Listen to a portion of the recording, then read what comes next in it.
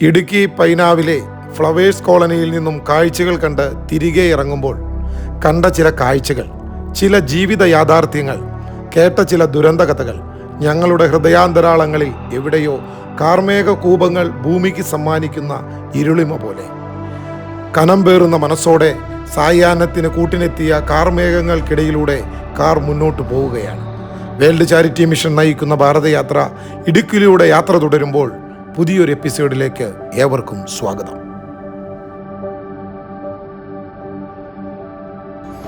ഇടുക്കിയെ പറ്റി പറയുമ്പോൾ ഏറെ വാചാലനാകുന്ന ഷനോജ് തൻ്റെ കുടവയറിൻ്റെ രഹസ്യം പോലും ഇടുക്കിയുടെ നന്മയാണ് എന്നാണ് അവകാശപ്പെടുന്നത്.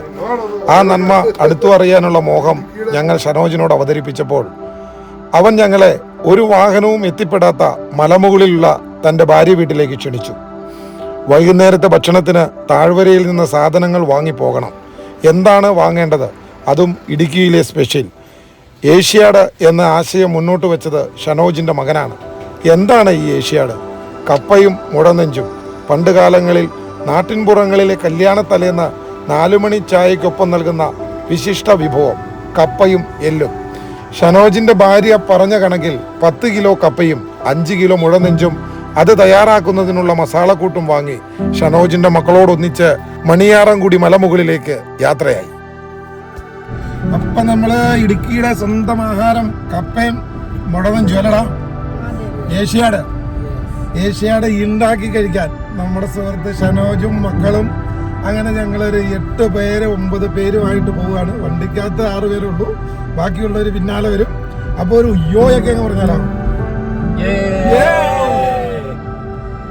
എങ്ങോട്ടാ പോണേന്ന് പറഞ്ഞില്ല. എങ്ങോട്ടാ പോണേ പറ. മണിയാറൻകുടി. ആരാണവിടെ? അമ്മ വീട്ടിൽ പോകുന്നു. വീണ്ടും കാണാം.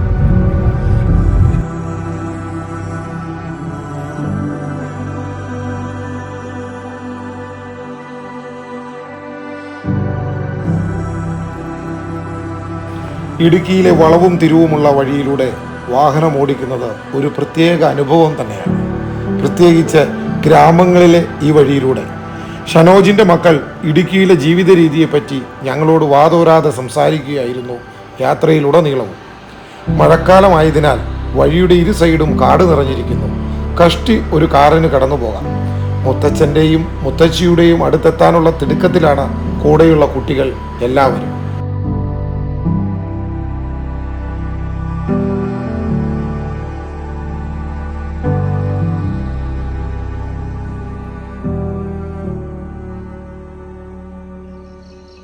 കാറ് മലയുടെ താഴെയുള്ള ഒരു ഒതുങ്ങിയ സ്ഥലത്ത് പാർക്ക് ചെയ്തു. ഇനി കുറച്ചു ദൂരം കാട്ടിലൂടെ നടക്കണം. അതും മൊബൈൽ ടോർച്ചിൻ്റെ വെട്ടത്തിൽ മലയ്ക്ക് മുകളിലേക്ക് കയറണം. മഴക്കാലമായതിനാൽ വഴിയിൽ നല്ല തെന്നലുണ്ട്, കൂടാതെ തോട്ടപ്പുഴുവിൻ്റെ ഉപദ്രവവും. അടിതെറ്റിയാൽ ആനയും വീഴും എന്നാണല്ലോ. അങ്ങനെ ഞാനും ഒന്ന് വീണു. ചെളിയൊക്കെ തൂത്തുകളഞ്ഞ് വീണ്ടും മലയുടെ മുകളിലുള്ള വീട് ലക്ഷ്യമാക്കി ഞങ്ങൾ യാത്ര തുടർന്നു. കാട്ടുള്ളിക്ക് ശേഷം ജോർജ് കുര്യന്റെ 2ാമത്തെ അധ്യായം.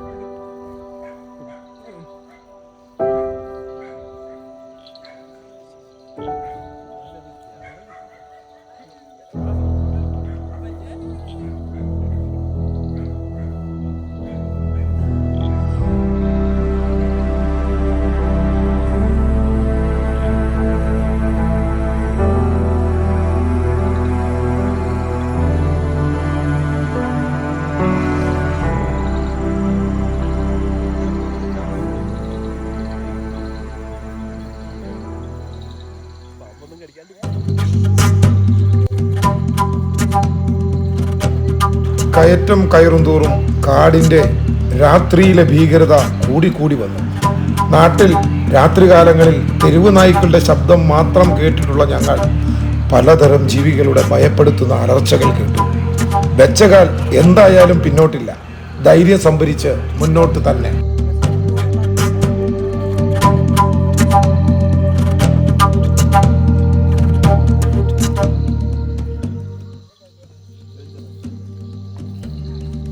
കൂടെയുള്ള കുട്ടികൾ ഞങ്ങളെ പേടിപ്പിക്കാൻ വേണ്ടി പറഞ്ഞതാണോ അതോ ഉള്ളത് പറഞ്ഞതാണോ?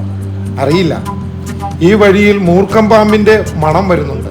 പാമ്പുകൾ വാപൊളിക്കുമ്പോൾ കപ്പ പുഴുങ്ങുമ്പോൾ വരുന്ന പോലെ ഉള്ള ഒരു മണം വരുമെന്ന്. ശരിയാണ്, ഞങ്ങൾക്കും അതുപോലെ ഒരു മണം തോന്നുന്നുണ്ട്.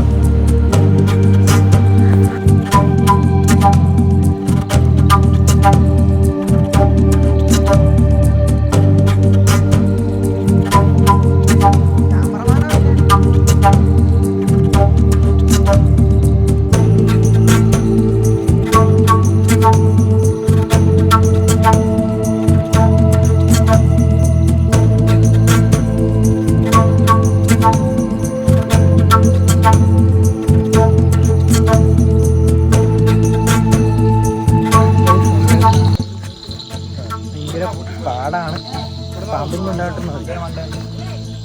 ഓ ആ മണ്ടയെന്നല്ലേ.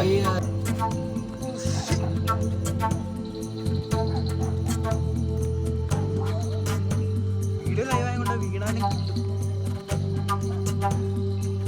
എന്താ കല്ലെല്ലാം കയറിയോ? അത് പറഞ്ഞു കഴിഞ്ഞാൽ നമുക്ക് തോന്നിക്കൊണ്ടിരിക്കും പാമ്പ് കാണിക്കണം. കുട്ടികൾ യാത്രക്കിടയിൽ കഥകൾ തുടർന്നുകൊണ്ടേയിരുന്നു. 3 മാസങ്ങൾക്ക് മുമ്പാണത്രേ ഈ വഴിയിൽ യാത്ര ചെയ്ത ഒരു കാൽനടക്കാരനെ ആന ചവിട്ടിക്കൊന്നത്. അതും കൂടി കേട്ടപ്പോൾ ഉള്ളിൽ സംഭരിച്ച ധൈര്യം മുഴുവൻ ചോർന്നുപോയോ എന്ന് തോന്നിപ്പോയി. എങ്കിലും വീടെത്താറായി എന്ന ആശ്വാസത്തിൽ ഞങ്ങൾ മുന്നോട്ട് തന്നെ. കുറച്ചകലെയായി ഒരു വെട്ടം കാണുന്നു. അതെ, അത് തന്നെയാണ് അവരുടെ അമ്മ വീട്. അടുത്തെത്തി എന്നറിഞ്ഞതോടെ മനസ്സിൽ ഒരു കുളിർമഴ പെയ്ത പോലെ.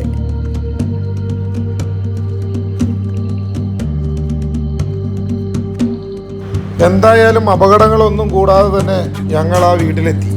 ആദ്യം തന്നെ ശരീരത്തിൽ എവിടെയൊക്കെയാണ് തോട്ടപ്പുഴു കയറിയിട്ടുള്ളത് എന്ന് പരിശോധിക്കണം. ചായക്കൊപ്പം കഴിക്കുവാൻ ഉദ്ദേശിച്ചത് അത്താഴത്തിനെങ്കിലും കഴിക്കുവാൻ തയ്യാറാക്കണം. ബേസുവിൻ്റെ ദേഹത്ത് നിന്ന് 3 അട്ടയെയും ജെയ്സന്റെ ദേഹത്ത് നിന്ന് 2 എണ്ണത്തിനെയും കണ്ടുകിട്ടി. നാട്ടിൽ നിന്ന് പോകുന്നവർക്ക് അറപ്പും വെറുപ്പും തോന്നിയാലും ഇവിടെയുള്ളവർക്ക് ഇതൊരു ശീലമാണ്. അവർ യാതൊരു മടിയും കൂടാതെ തോട്ടപ്പുഴുവിനെയെല്ലാം ഉപ്പൊഴിച്ച് തൂത്തുകളഞ്ഞു.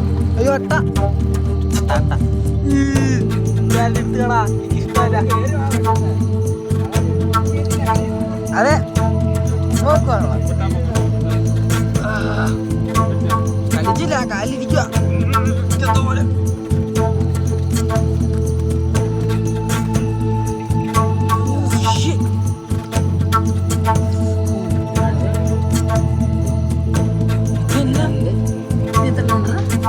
അറിയില്ല. ഇവിടെ 4 എവിടെ നെക്സ്റ്റ് കാല് എവിടെ? 1 അടുത്തത് അറിയില്ല, എനിക്ക് പേടിയാ. ഇനിയിപ്പോ നീ ലൈവാണോ?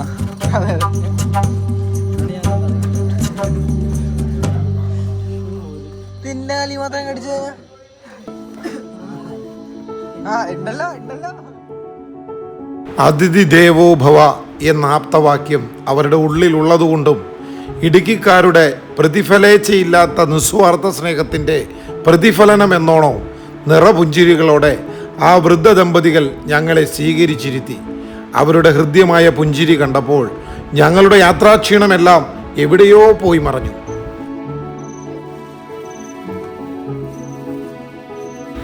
എല്ലാവരും സമയം കളയാതെ തന്നെ പാചകത്തിനുള്ള നടപടികൾ തുടങ്ങി.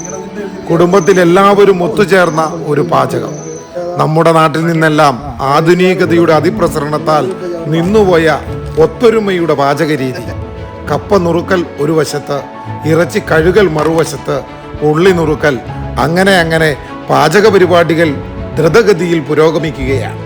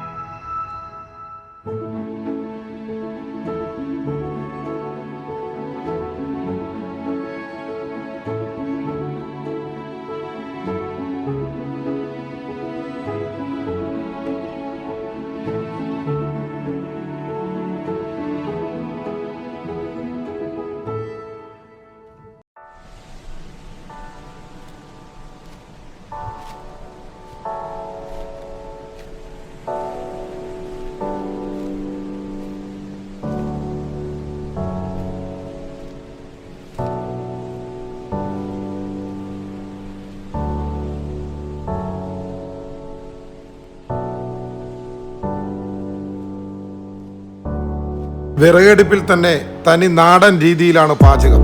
അടുക്കളയിൽ പാചകത്തിനുള്ള സാധനങ്ങളെല്ലാം റെഡിയാക്കി എത്തിച്ചതിന് ശേഷം ഞങ്ങൾ അവിടുത്തെ അപ്പച്ചനുമായി നാട്ടുവിശേഷങ്ങൾ പലതും ചോദിച്ചറിഞ്ഞു. അനുഭവങ്ങൾ കോറിയിട്ട മുറിപ്പാടുകൾ ഹൃദയാന്തരാളങ്ങളിൽ ഉള്ളതുകൊണ്ടാകാം അപ്പച്ചൻ പറഞ്ഞ അനുഭവ കഥകൾക്കെല്ലാം ഒരു ജീവന്റെ തുടിപ്പുണ്ടായിരുന്നു.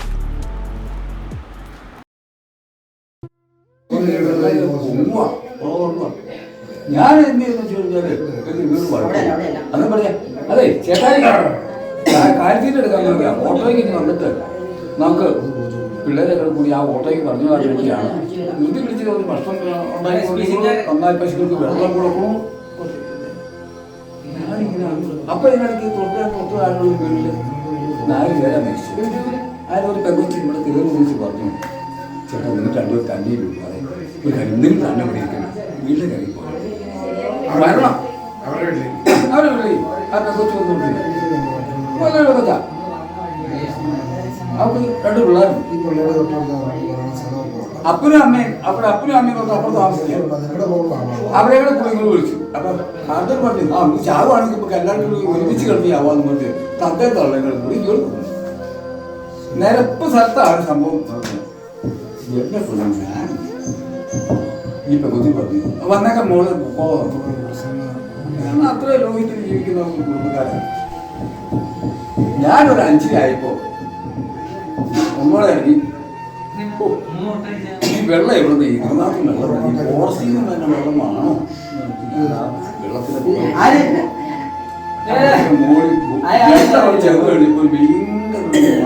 എളിലാവും മരമൊന്നുണ്ടാകും. ഒരു 3 ലോഡ് അടിയുണ്ട് ആ ഒറ്റ മരം. ആ മരത്തിലടി ഞാൻ വെള്ളം നനയും. ആ മരത്തിലടി കൂടി വെള്ളം നനയും. ആ വെള്ളിലാവ് എന്താക്കെന്ന് പറയും, വെള്ളിലാവെന്ന് പറയും. ഞാൻ അപ്പൊ ഇവിടെ ആടുന്നു കറവ വെള്ളമുണ്ട്. അത് കുടുംബത്തിന് പേർക്ക് ആടിന് വെള്ളം ഇറങ്ങി വന്നപ്പോഴത്തേനും ഈ ആടിന് വെള്ളം വേറെ അങ്ങോട്ട് കൊടുക്കാൻ പറഞ്ഞു. ആ ചെരുവത്തിൽ വെള്ളം ഇവിടെ അപ്പുറം തന്നായിരുന്നു. ആടുകൂട്ടിനകത്ത് കൊണ്ട് വെക്കുകയോ ഒരു ഇരുളപ്പി നോക്കുന്നു. 6-5 ഇവിടെ കൊണ്ടുപോകും.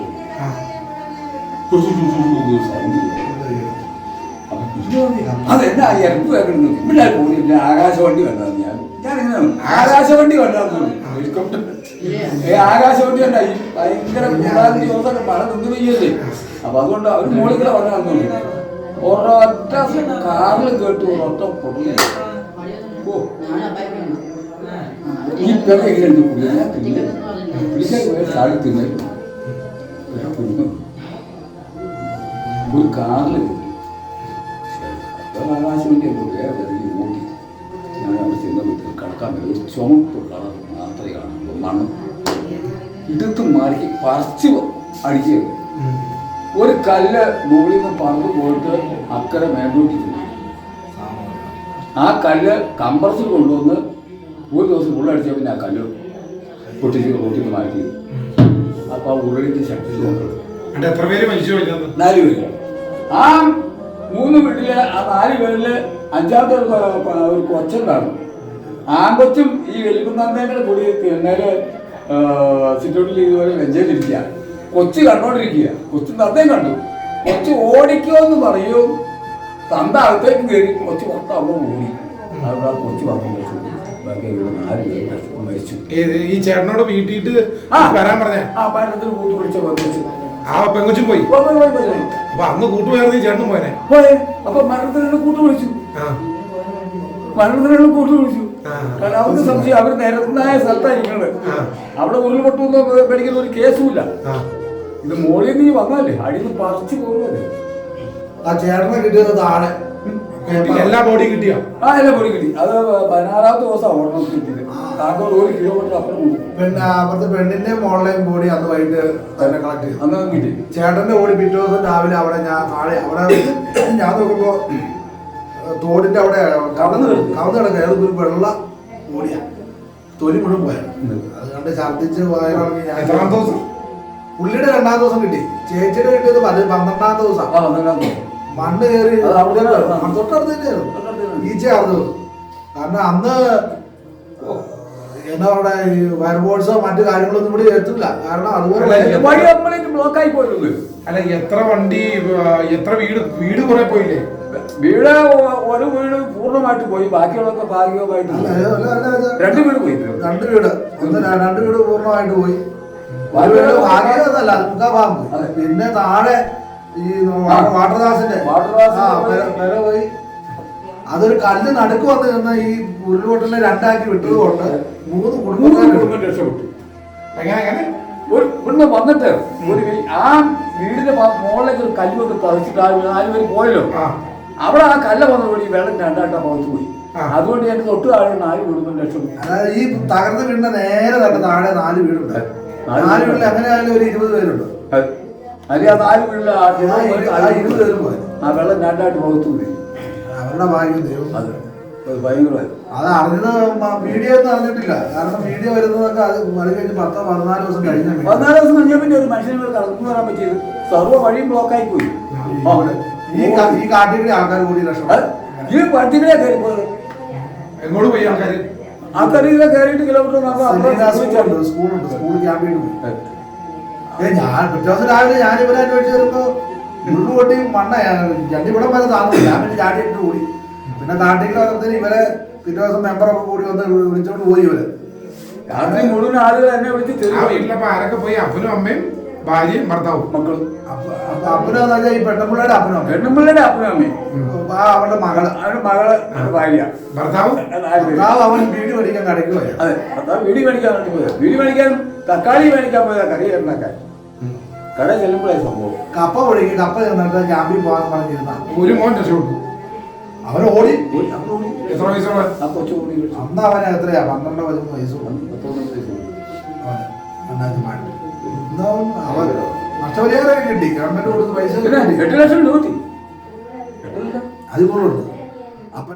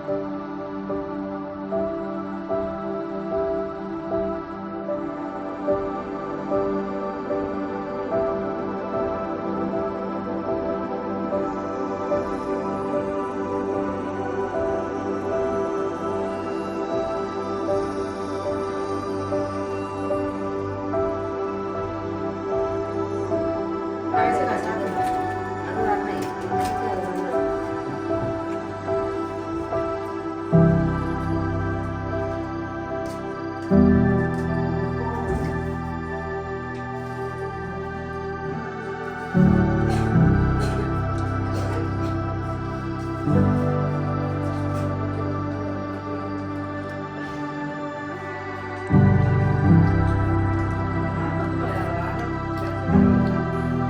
ജീവിത യാഥാർത്ഥ്യങ്ങളുടെ കഥകൾ കേട്ടിരുന്നു.